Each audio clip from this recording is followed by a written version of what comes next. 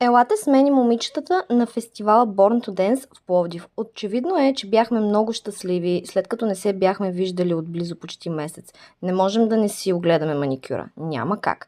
В Пловдив отидохме в мола да хапнем набързо. Габи трябва винаги да снима професионално изкривяване. Вече са сложили украсата и определено аз съм настроена коледно.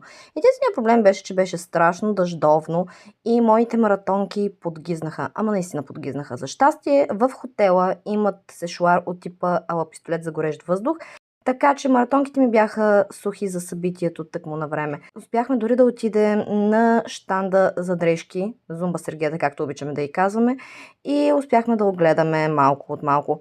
После потанцувахме с близнаците Боби и Илиан, малко с Пепи, която е главният организатор на събитието, и успях да тествам новата си Insta360 Go Ultra камера. Невероятна е. Може би за танците трябва малко да огранича, защото доста скачам. После Кали беше на седмото небе, защото главната сензация на вечерта, Джонатан Бенуа, направи хореография на любимата изпълнителка Лорин на песента и Тату. Ya no me importan los demás, cuando realmente quiero amar, lo que me importa eres tú, te llevaré como un tatú. След мастер-класа продължихме партито вечерта в дискотеката и просто си изкарахме толкова хубаво. На следващия ден трябваше да се приберем обратно в Бургас. Пак ще дойдем!